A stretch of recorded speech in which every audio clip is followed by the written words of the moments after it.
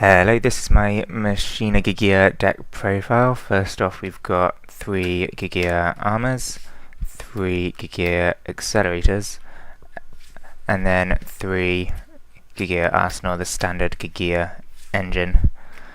And as this is the Machina variant, we've then got 3 gear frames, 2 fortress. I only think the deck needs 2. I know some decks run 3, I just find 2 is all you need. And most of the main combos with Fortress just need you to have 2, so 2 is completely fine, and it's searchable easily. And 1 cannon just to drop for the Fortress. I might be changing this to a Force. There's an argument that although this can special summon itself, that effect really comes up. I don't think I have actually used it since running this deck, but Force gets around deck devastation virus, and that can be relevant in the Dark World matchup, so that advantage might outweigh it. So this will probably switch to a Force, but for now it's cannon, and that argument is basically irrelevant, but Force just has probably this slight advantage. 1 Gauze, just because Gauze is amazing, stops 1-turn kills. I know some Geargia variants don't run Gauze, but I just think it's too good, so Gauze. And this is a space of the deck where you usually have a bit of tech choices. Some people go in Effect Raider, some people go in Maxis, so there's room. Some go in MK2s. Personally, I'm going to go with 3 card Ds.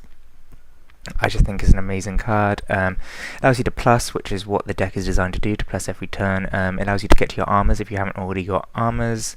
It's just an easy plus, and also it combos with Fortress. You can discard this from your hand if it's not good to summon it. Discard this from your hand, and Fortress, just special summon Fortress, as this is a machine, so it's just really good. Also, my deck I run 2 Torrential Tribute. I know some Geargia decks don't like the Torrential Tribute, but I do, and I run 2. And because it can combo with this card, a strong player is just to summon this, activate the effect, and have a Torrential Tribute set in your back row, and then obviously wipe their field when they go off, and then you've got the plus from the card D to then go off on your turn. It's just also really good. It's a back row heavy deck, so it's easy just to set back row, summon this, and get the simple plus from it. So I think it's really strong, and that is it. That's 19 monsters. Onto the spells, you have Dark Hole, Monster Reborn, Heavy Storm, which is all standard. Next you have 3 MST, as you want your plays to go off, so you want to wipe out their back row. So that's good. 1 Book of Moon. Book of Moon is really versatile in this deck. It stops your opponent going off, and it gets around Thunder King, which is a big threat. They have Thunder King on their field. You just book it, and then you can flip your armor, and you can then go off yourself. Also, if you flip armor and they chain an effect railer, you just chain your Book of Moon on your armor, and the effect of armor still resolves, and you still get the search. So it's just really good in this deck. And final spell is Pot of Avarice. That's 8 spells. Pot of Avarice is really good medium to late game. It's so easy to have 5 monsters in your grave, and it allows you to just put the key cards you want to draw again back into your deck, like the Force, or the cannon that I've got, and like the Geargia monsters. So it's just really strong. It can be dead if you get first turn in your starting hand, but a simple armor flip into Accelerator into Gigant X using the search will get you 4 monsters. So in terms of it being dead in this deck, it's dead first turn in every deck, but this one can actually get 5 in the grave pretty quickly, so it's not actually that dead, so it's just generally good.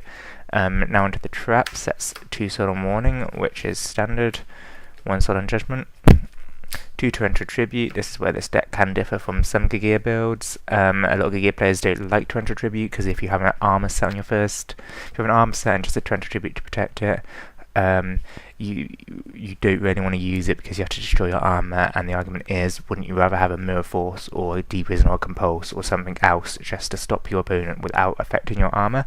That is a fair point. However, if the aim is to stop a wind-up player, for instance, from exploding, the loss of the armor is worth it to stop them going off, and in my deck it just combos more with the card Ds. Sorry, that was my phone. It just combos with card Ds. It combos with Accelerator. If you have Accelerator down and you activate this, you can just then activate the effect of Accelerator, get an armor back from your grave. I just think it's really good. It's too good not to run right now with all the decks swarming the fields. Next is 2 Bottomless, as it's a trap heavy deck, and Bottomless is one of the best traps. Then there's three-dimensional prison. Yes, free. I think this is an amazing trap in this deck. It's trap heavy. This just gets around Thunder Kings. You set army, you set this. It's a pretty strong position. So I think free is amazing. I run free because I also run one compulse.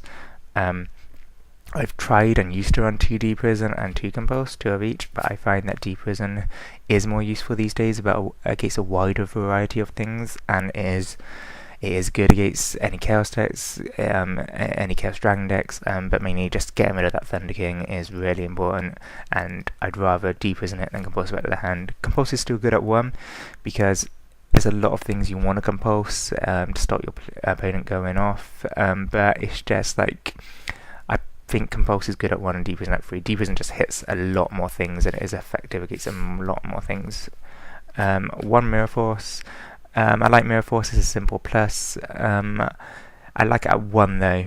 I don't like 2. 1 just allows you to, if your opponent sees it, they then have to play around Mirror Force for the rest of the game and for the next 2 games. And as you're not running 2, they can never see the second one. They can't look in your grave and see 2 Mirror Force and think, right, I can just summon and attack with as many as I want. They have to assume that you could be playing a second Mirror Force, so therefore they have to then play the rest of the game playing around Mirror Force. So I just really like it for that reason. And it's just in a deck that pluses a lot, this is another plus card. And the final trap is Starlight Road. It just allows me to overextend and not get punished for it, and actually punish my opponent for trying to stop my overextension. So it's just a really solid card, and most of the plays in this deck do involve getting multiple monsters out on the field. And it's a back row heavy deck, so it protects your back row. Next is 2 Gigant X. You need 2 in this version. 3 would be nice, but 2 is all you need. You can't run this version with 1, you do need 2. If you're running the Kaukuri variant, you do only need 1, but you do need 2 because the majority of plays will involve having an armor and flipping it. This will be the standard play that you will do the majority of the games, and this happens I think in every game. You flip armor, activate the effect, search for accelerator, special summon accelerator, summon gear frame, do the search for gear frame, overlay into Gigant X, effect Gigant X to get accelerator to your hand. Then, because you still got a face-up Geargia monster, you can special summon Accelerator, and then go into the second Gigant X. That play happens literally every game I play. And then you've got the search for Gigant X. You can either search for another machine to go into Machina Fortress, and then summon the Machina Fortress, or just search for Gear Frame. What I should also mention is, this card can also search for Card D, which makes Card D have more do more in this deck as well, as it is searchable if you ever need to. But yeah, that's that. 2 Gigant X because you need to. 2 Maestro. Maestro is amazing, my favourite level 4 in the deck. It allows you to be both aggressive and defensive at the same time. It's got protection. If it would be destroyed, you just remove a material, so it's amazing. It is, in my opinion, the best level 4 Exceed in the game. It's a walking Book of Moon as well, gets around anything that you need to put in face down defense position. I just think it's amazing, so I run 2 because it's easy to go into. 1 Photon Pack Operative, just because it gets around any Spirit Reapers, anything in defense position that you need to get around, so it's really strong. 1 Gemini Pearl, gets around any 2/5 attack monsters if you need to get that extra 100 attack, and it's also Earth if you have Goes and Match Out.